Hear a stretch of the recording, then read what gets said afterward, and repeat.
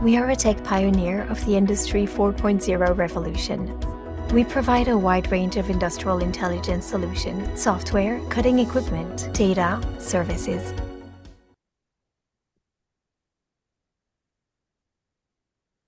Hello, everyone. Good morning, good afternoon, wherever you are dialing in from. Welcome to this panel event and discussion today on navigating market uncertainty and digital transformation in fashion.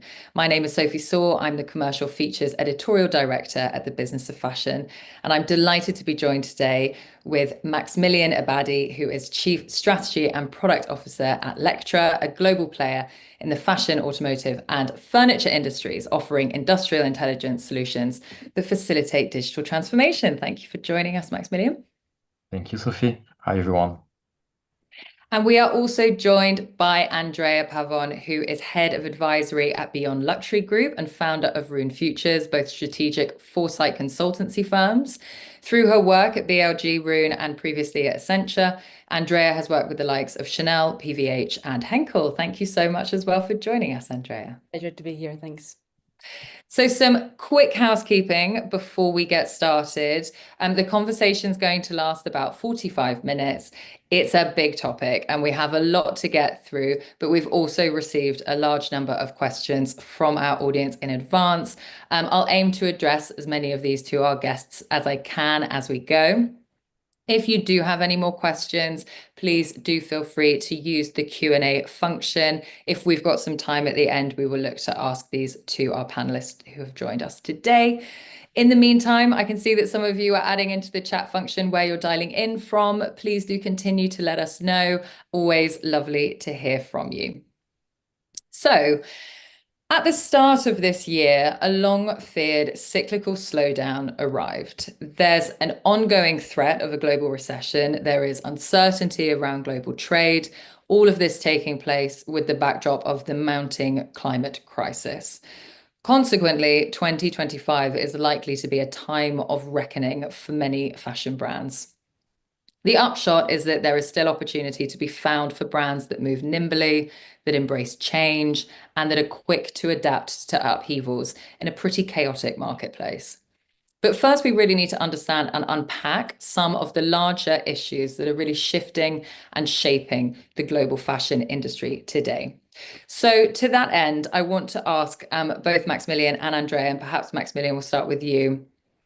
There is so much change afoot, but I want to understand what you believe is really driving the greatest amount of change within the global fashion industry right now and why. Well, not the easiest question, Sophie. Sorry, I don't like to start with these questions. I think the fashion industry has always faced changes. It has always been the case, and we can name a lot of them, from craftsmanship to industrialization, from local sourcing to global sourcing, from physical stores only to omni-channel. So there will be always new challenges, forcing companies to change because those who will be there for the coming decades are the ones who will change and leverage on those challenges to build new things, change the way they operate, and tackle new things. So I think I cannot name one big challenge, but I think there is one thing which is new. And many people, many companies, they are not used to face these challenges geopolitical. And the big thing is that while companies need to change, they need to be agile at the same time because by definition, geopolitical change is unpredictable.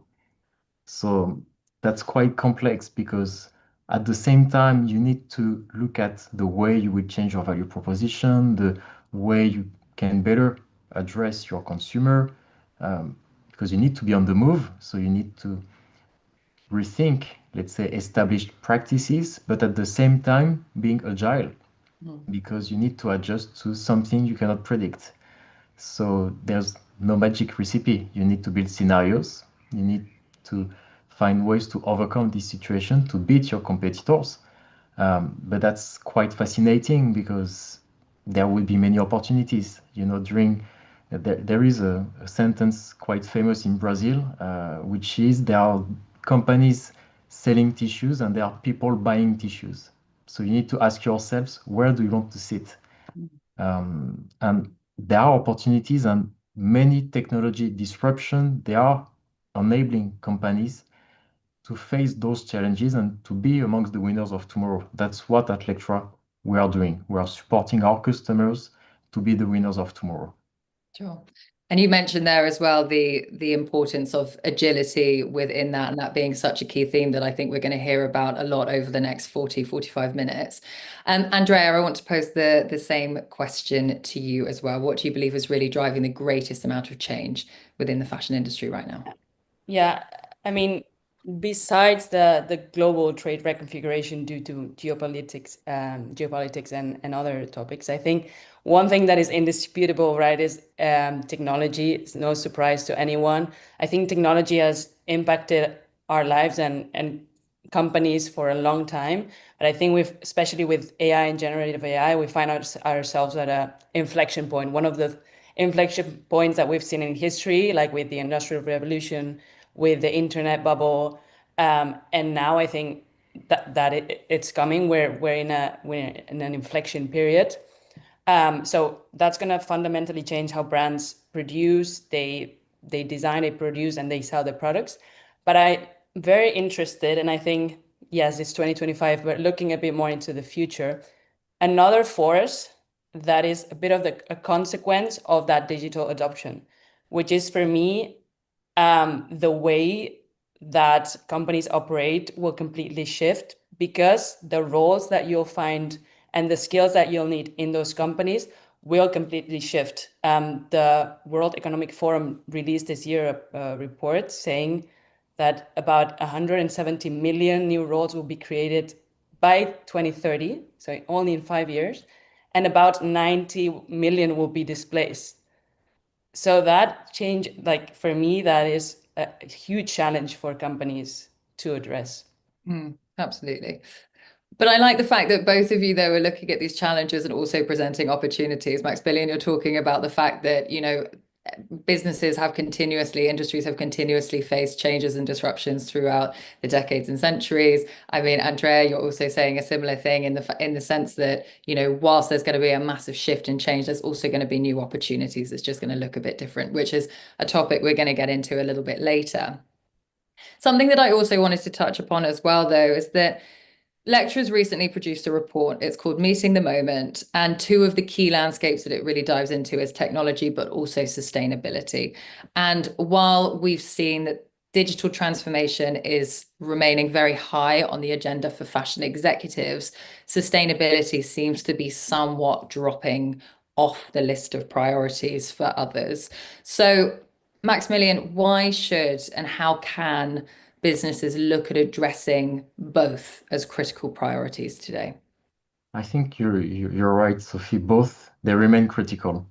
And maybe the reason why sustainability came down in the CEO's top priorities, let's say, is because I think they viewed sustainability from the wrong perspective. Many companies thought that they have to be driven by regulation only. And I think that's a mistake, because there is much more at stake behind this notion of sustainability. We are dealing with environment, we are dealing with governance, we are dealing with ethics.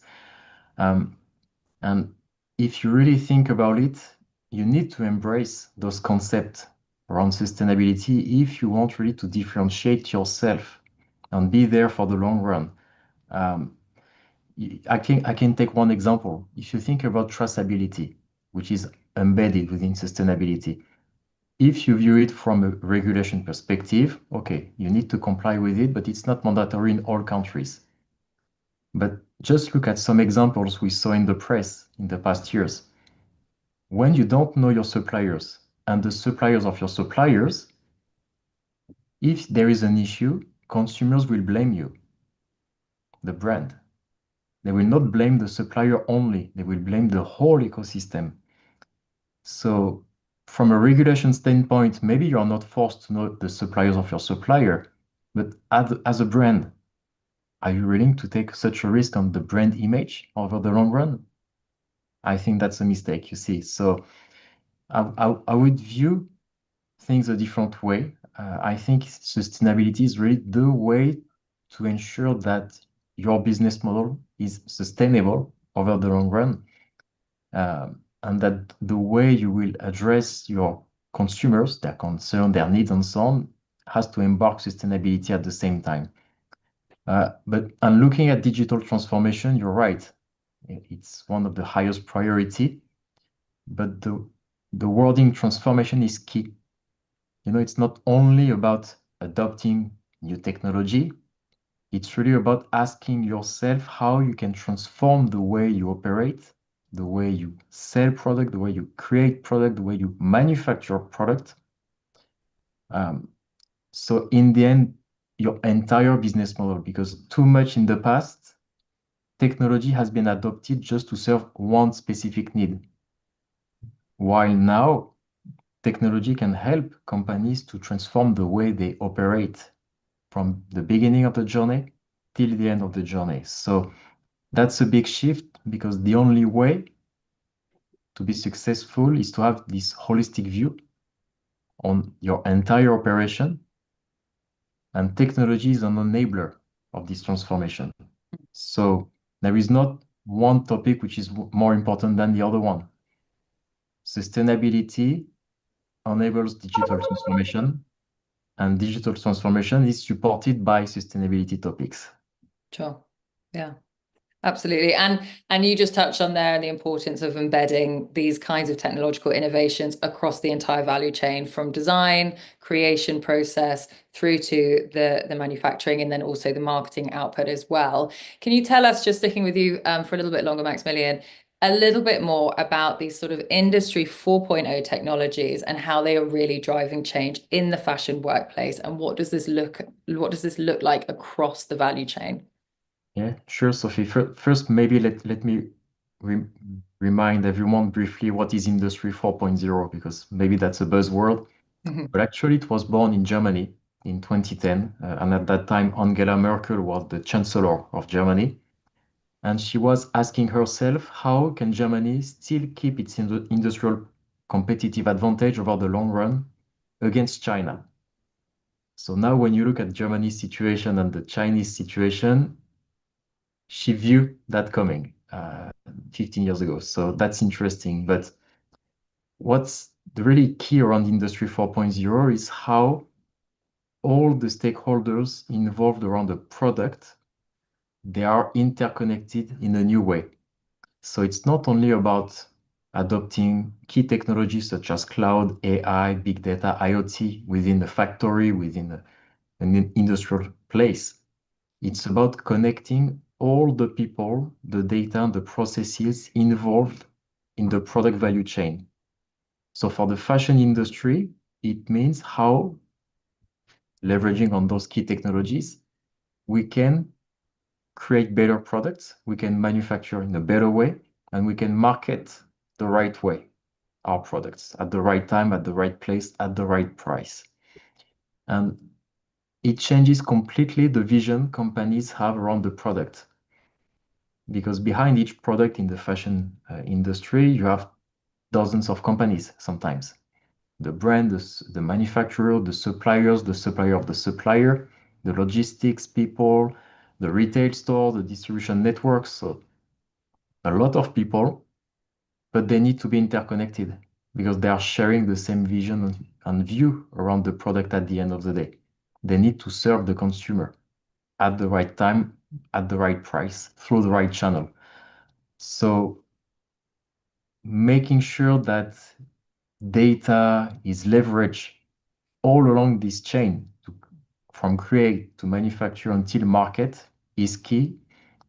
And the fact to make sure that people become interconnected and collaborate together is the only way to ensure that we move from a siloed view of the world to a fully connected view of the entire supply chain until the consumer.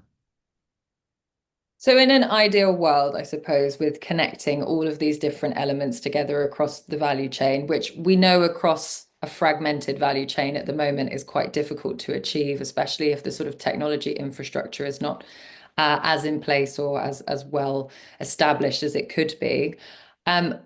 what would this look like in practice? Like, how is it that that can then look from providing the data insights from the very beginning of the design process through to the manufacturing and then to the marketing at the end? So it goes back to what we are doing at Lectra. We are supporting both the brands and the manufacturers, and more recently, people involved in the textile chain to become more and more interconnected and to share the data so that they can collaborate around the same data and they can share visibility on what's happening in real time. Because there has been many solutions on the market for decades to design and develop garments or product or accessories to manufacture them, but they are extremely relevant, but they are good at doing one task. What we are providing at Lectra and what the industry needs is to move to a process, to adopt solutions which enables data, people, and processes to be interconnected. That's the only way, and that's the key to make sure that we move to a new level within the fashion industry. That's a journey. I'm not saying it's plug and play, but technology is already available to support this change. This is what we are doing at Lectra. We are already selling to our customers those new technologies, AI, generative AI, and name them, all those key technologies, so that they can embrace this new world and they can be, or they can contribute at their own way to the improvement of the whole fashion ecosystem.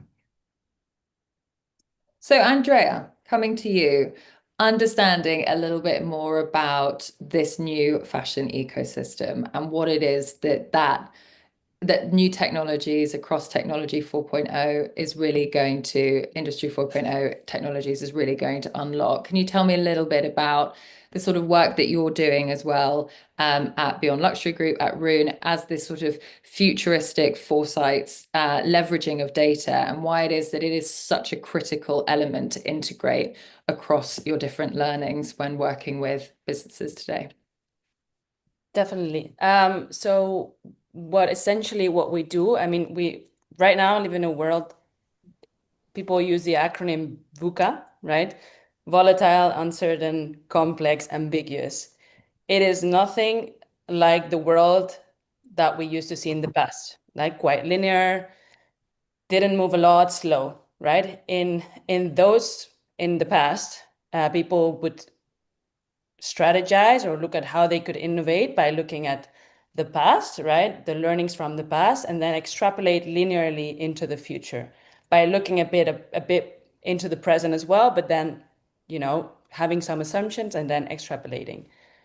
We've seen like enough times that approach is not valid in a world that is non-linear and that is constantly moving. That's why the way that we like to see it at Rune at Beyond Luxury is a different approach to strategy, where instead of, yes, I understand the, let's say, past learnings and the current environment is important, but it's a different approach where we also try to put ourselves a bit more into the future, understand what are the, let's say, signals and trends that we're seeing, but also which uncertainties, which unknowns we do not know. And then, as Maximilien said at the beginning, actually try to put ourselves into what different kinds of futures can be materialized, so that we don't aim at predicting that will happen. We just understand that if that happens, what do we need to do in the present to be prepared for that? When we talk about technology, I think it's really important, especially now, to have that approach, because the cycles are becoming like smaller and smaller. What used to happen in years now, basically every week there's something new. So that's why I think, especially with technology, having that approach to strategic planning and having that approach to innovation is really important. Yeah. In terms of the fact, though, that as you just mentioned there is so much new technology out there, there's so much innovation happening at such a pace. I would imagine there are numerous individuals who are on this call thinking, with all the tools and solutions that are out there and all of the evolutions that are happening in, we've already mentioned AI, generative AI, wherever it might be, virtual reality, augmented reality, sometimes it can be very difficult to pinpoint and know which technology is going to be the one that can help solve for a key challenge in the business. So for those who maybe don't have the bigger budgets to unlock lots of different solutions at one time, Andrea, do you have a sort of a sense of, or any suggestion around how it is that these businesses can think about pinpointing what it is that they should be investing in that is right for their business out of the vast options that we've got available today? Yeah, definitely. It is very overwhelming. I understand that. I think the first thing that companies need to think at or look at is invest or innovate through business problems, not start with business problems, not technologies. Because sometimes it's really easy to just fall in love with the technology, right? And you invest, and then at the end, you realize that maybe it hasn't helped your strategic goals, but maybe it's gone against them, which is the worst case scenario. There's an example actually of a luxury brand that implemented this new like communication channel platform for the SAs or sales advisors, assistants to communicate with the ultra high net worths or their clients. When they implemented the solution, they actually found out that the client didn't want to use that. They wanted to use WhatsApp, and the sales advisor had to use both that platform and then WhatsApp because that's where they were getting the response. So you end up with a customer that doesn't have any added value and a sales advisor that is frustrated. So it's actually going against your goals, right? So starting with business problems and not technologies, I think that's really important. And then secondly, understand that assess from an impact perspective, what are the different use cases that you can have, and assess when those will serve you at a different time frame. So in the short term, you want to start with things that are, like high impact but low risk, and that they serve you to, like cover your business, like core business processes, safe. And then maybe in the longer term, you want to be looking at things that are aimed at, improving your positioning or getting out new business models, revenue streams, etc. Yeah. Okay, fantastic. Thank you for that advice there. That's really helpful. Something else that I wanted to ask you as well is the challenges that individuals may also face in trying to engage the C-suite in buy-in on investing not just resources but time as well in some of these key areas in investing in it. So how would you also recommend that individuals could better engage their leaders in adopting practices in digital transformation? Well, I think actually, firstly, what we just said, right? If you link any initiative, anything that you invest on to the goals of leadership, you immediately create a rationale for buying. But for that to happen, I think you also need to make sure that leadership is aligned and has a consensus on where the strategy is. And that might seem obvious, but let me tell you, it is not. Like about 50% of the times, the leadership team has a varied understanding of where they're going. So if that's the case and they do have a like common understanding, then I think linking any initiative and investment in innovation to their goals is going to be really helpful, as well as, of course, speaking the language of value, right? You need to have a clear idea and present what value is it going to bring, what risk can we see, what are the costs, etc. Sure. Okay, fantastic. A question that actually came through from our audience as well in advance from Victoria Visor, who is dialing in from Paris, I believe. They have asked, how can fashion brands embrace technology and agility without losing their creativity and heritage? Maybe Maximilien, I can come to you for this one. There's always the conflict between creativity and technology, but I think that's a bad conflict. Nobody should oppose creativity and technology because, I know many creative people who are in love with Pinterest, Instagram, mobile apps, to edit pictures and so on, or to build their mood board, or to design even new products, even using all those tools we do have now available on our smartphones. So I think, au contraire, as we say in French, technology is an enabler of creativity. And if you think that technology is a constraint, you have to look from a different perspective. It facilitates your life. It enables you to focus on other things. It enables you to be more creative. So all those things around AI, generative AI, they will not replace human for everything, because there is something which fashion is so specific, it's around feeling. People, they buy something from a brand because they have a feeling. Of course, they need to have to get dressed, but they buy from a specific brand because it creates a feeling, happiness, love, joy, whatever. So this is something AI cannot translate into a real product at the end. So really the thing is, if you look at only your perspective as a designer working on designing a garment only, you are missing the rest of the chain, because this idea that you are working on has to come to life in front of a customer.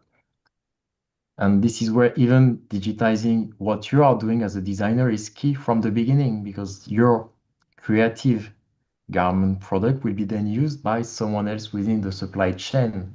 And so if you want to make sure that what you have been thinking of at the right beginning becomes true and accurate compared to your dream at the end, you need to share this information in a digital way.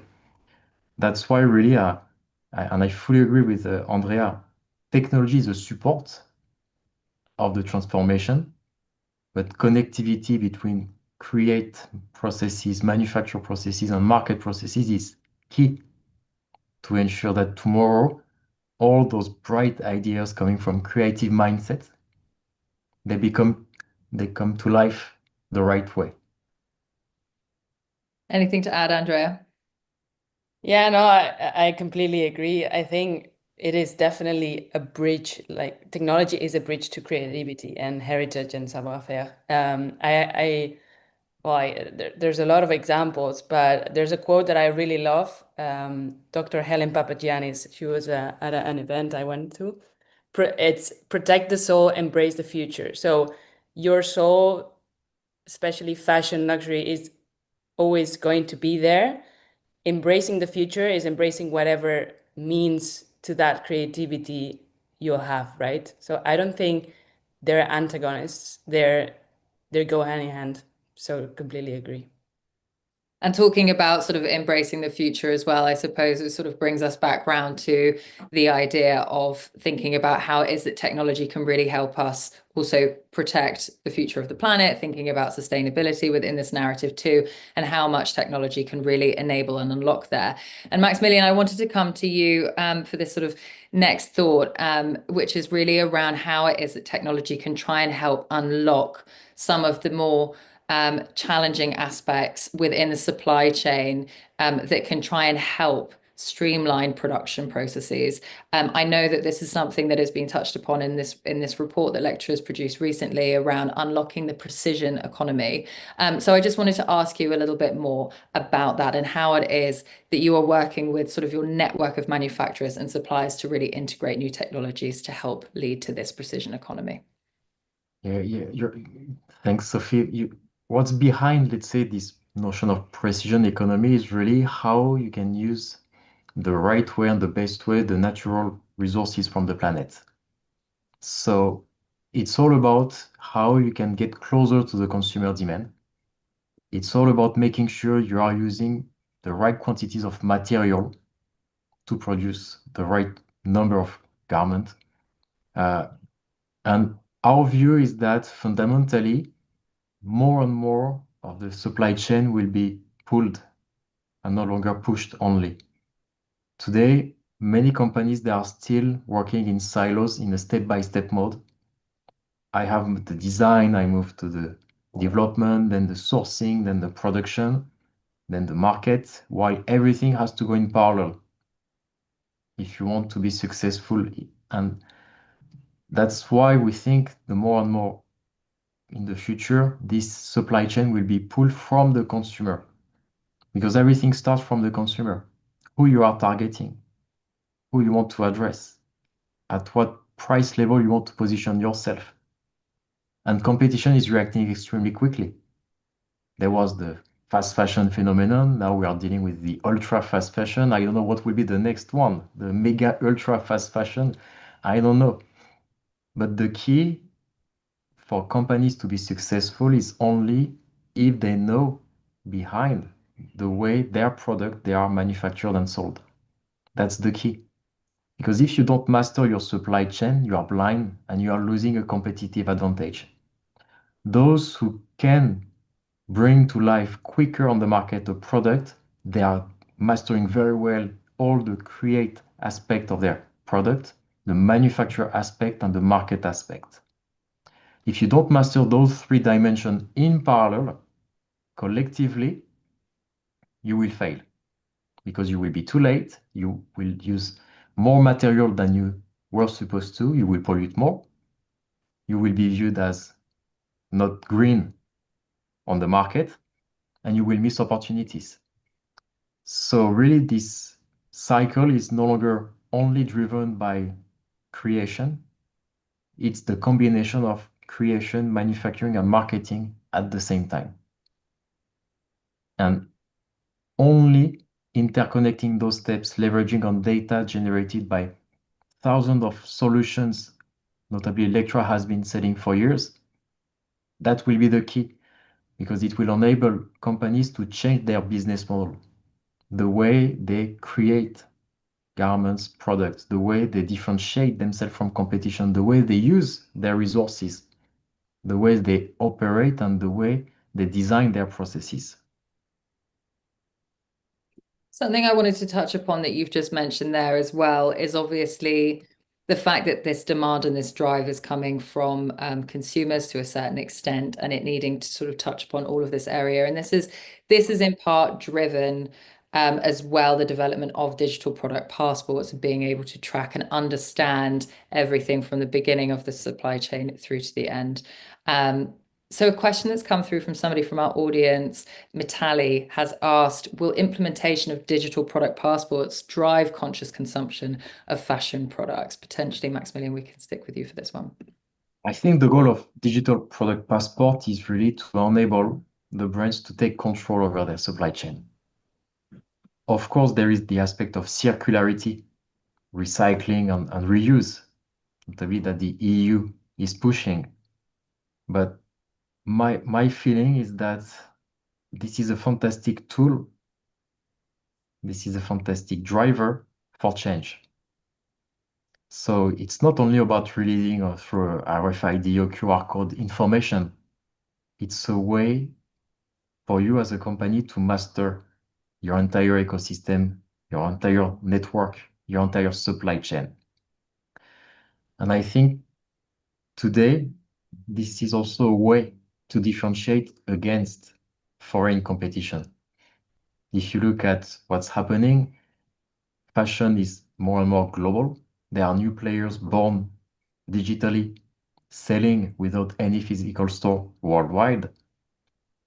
And the DPP is a fantastic opportunity to differentiate against those players and to be, I would say, at the forefront of what the consumer is expecting at the end, to buy products which are more sustainable, having the right quality, using only what's needed from the earth, and at the end that will be recycled.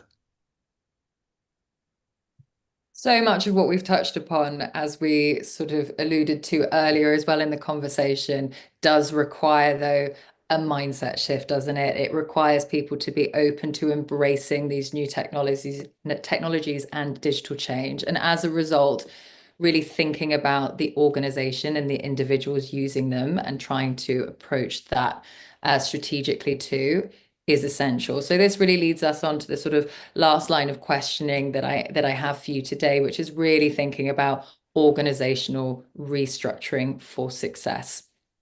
Andrea, I wanted to come to you first and understand a bit more about what kind of working culture you think needs to be established to really encourage organizational change and why. Well, I think in this context, there are a few things, a few traits that I think are really important for a company's culture. I think one of them is, and it's not really a trait, but yes, it's speed and agility. Like even if a lot of people, a lot of companies, they will tell you, "Oh, we're too big to move." But I think even if you're big, there's still a case to be agile in the way your culture is, right? And I think there's no room today for companies that don't adapt quickly in that sense. In that context, where you need to be agile, you need a culture of owners, like of people who feel responsible to take the right decisions at the right time, right? So I think that's one. Two is when you're moving quickly, I think you're gonna make mistakes for sure. But that's good, I think, because you need people, you need a culture that experiments, that is experimentation, imagination, creativity. This goes back to the work in strategic foresight. You know so much, but there are a lot of things that you don't know. And you need imagination for that. You need to test. Otherwise, you'll continue to do the same thing. You'll wait and you'll do the same thing as your competitors instead of creating something unique and before. And I think thirdly, what's really important in these transformations is communication, like a culture of communication and feedback. Because if you have people that have fear, and there are a lot of people that are in fear right now, they think they might lose their job, they don't know what's going to happen. That's going to slow you down and stop you from transforming. And so if you communicate, you bring your team along, you gather feedback, you'll trigger other feelings like optimism, collaboration, empathy, etc. I think it's really important for them. This very much speaks to a question that came through from somebody in our audience, Annie LeBlanc, who's based in Amsterdam, who's asked about what you would recommend companies looking to integrate new technologies given the high turnover in modern companies, which is obviously just something you've touched upon there, individuals who are fearful of losing their jobs. And as a result, potentially creating a very difficult environment for individuals to be navigating in. Is there anything additionally? I mean, you've just mentioned so many fantastic pieces of advice there, but is there anything in addition to that that you think could be worth considering if that is also another element within a company at the moment? With the big turnover, you mean? Yes. I think with the big turnover, I mean, it's always going to happen, right? Not just today, it happens all the time. I think like from a company perspective, it's really important that what I mentioned before, you really review and rewire how you operate and understand what every person is going to be doing. And then a lot of occasions or situations, people that are in the job don't even know what they're supposed to do, what they're doing. So I think having that clear picture is really important. And then also foster let's say, basically documentation processes, because nowadays, even if a lot of people leave or there's a lot of turnover, you'll know exactly what a person replacing is going to be doing. And then from a employee perspective, well, I think there's a chance for you to just stick to the same job, but there's also a chance, like a big chance for people to reskill and to do something that is going to be completely different. So in that sense, the same applies, right? Mm-hmm. And sticking on that concept as well, though, of upskilling and reskilling staff, something that you and I have spoken about previously as well, and how critical that aspect is in a part of transformation. And when you have seen as well transformation failures too, with there being sort of a lack of focus in upskilling and reskilling teams. Can you just speak to that a little bit more and share a bit more about what you think around how businesses should approach upskilling in and amongst digital transformation? Yeah, sure. Yeah, it is definitely a problem.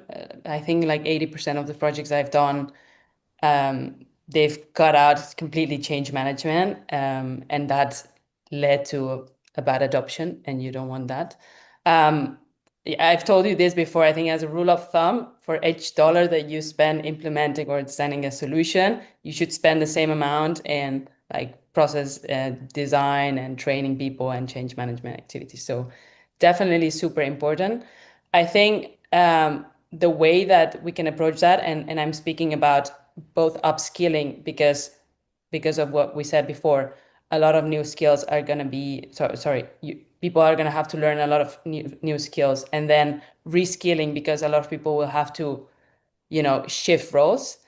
I think a good approach is, as we said at the beginning, right? You need to have a good basics. So first of all, what is your strategy that you want to follow and what are your goals that you want to aim at?